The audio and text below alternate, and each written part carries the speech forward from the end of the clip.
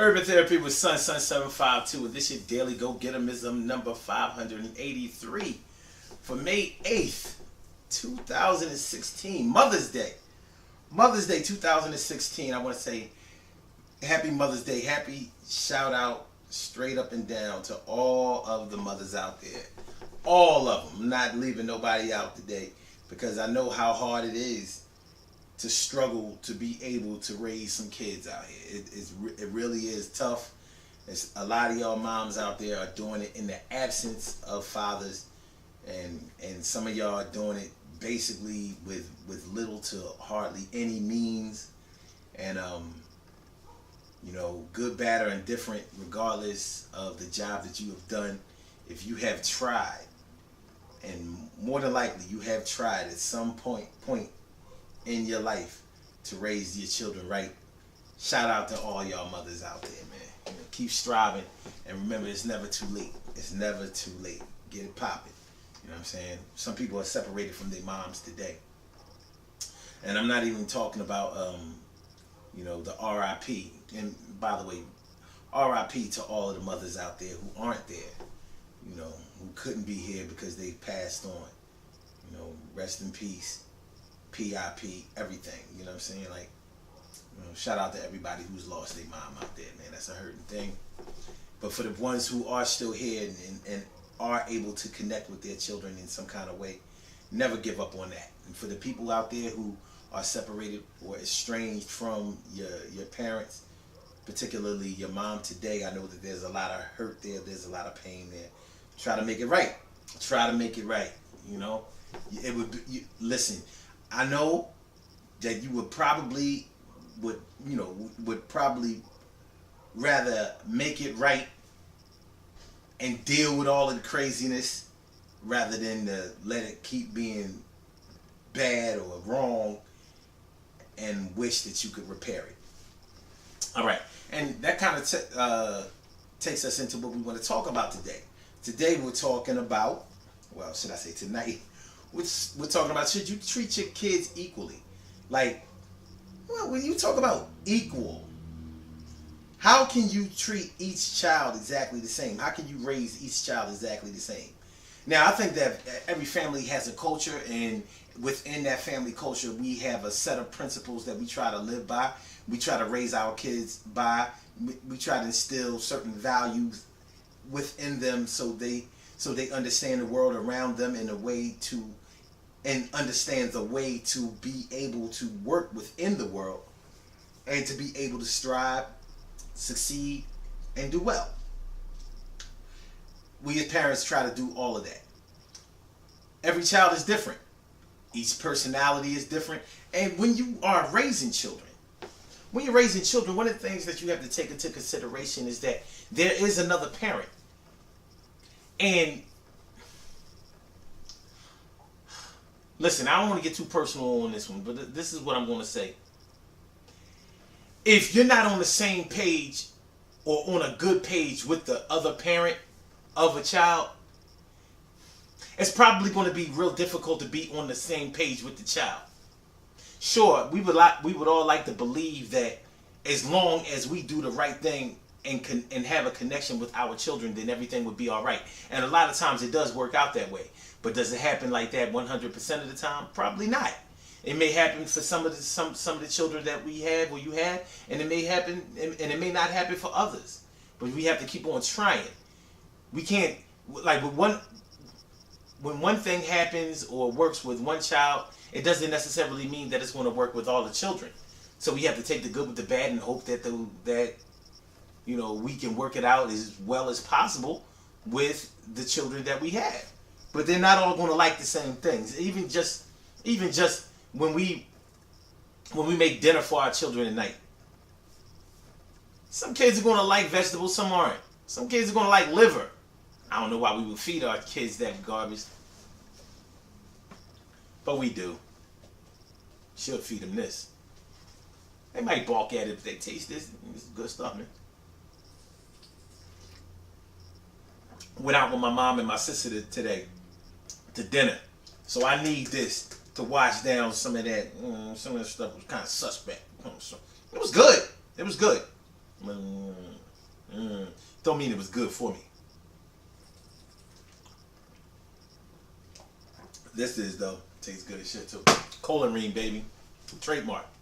Colon Ream. But anyway, yeah, some kids are not gonna like the things that you serve them for breakfast, lunch, and or dinner.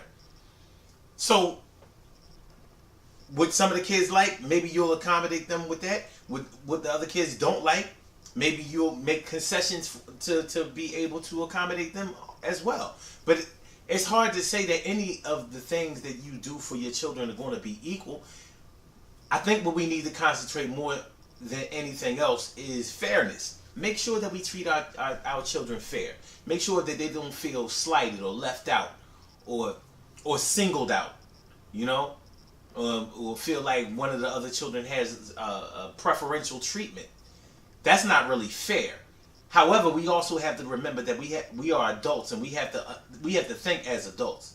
As kids, when kids are spoiled, when we do everything that we can for our children and we get them used to having the best, then it's hard to get used to second place or second best. But the world may give them second best. Sometimes you may have to settle for second, third, or fifth best, you know, until you can work your way up to the best. And we have to make sure that our kids understand that. But if we don't instill these kind of things in them, then they won't understand how come they have to be patient sometimes, that they have to wait sometimes, that, you know, birthdays, holidays, things like that. Some kids are going to get this, some kids are going to get that. It's going to be a special day for one of the kids on their birthday, not all of the kids. You know, one of the things that used to happen when some people go to the store, if they bring home a gift or whatever for one of the kids, they feel like they have to bring home something for everybody. But that's not always feasible. Like the way my mom would do it, she'd be like, look, this is how it go. If you with me at the time, then you getting something. Because more than likely you're going to be begging for something while we out. So I'm going to get it for you. I'm not going to be feeling like, all right, not only do I have to accommodate this kid that maybe I should have left home instead of bringing him to the store and they ask for everything, but then I have to bring something home for the kids that are at home because they're going to be looking at me sideways because they didn't get nothing. I mean, he wasn't there. So maybe I'll get him something that he can share. But it's his. Can't make him share. Well, I guess I could. But she didn't make me share. I shared because, well, we was raised right. But we were raised to understand that sometimes you have to wait. When it's your time, and you're not going to let anybody take away your time when it's your time. But when it's somebody else's time, let them have theirs. And that's fair. It may not be equal, but it's fair.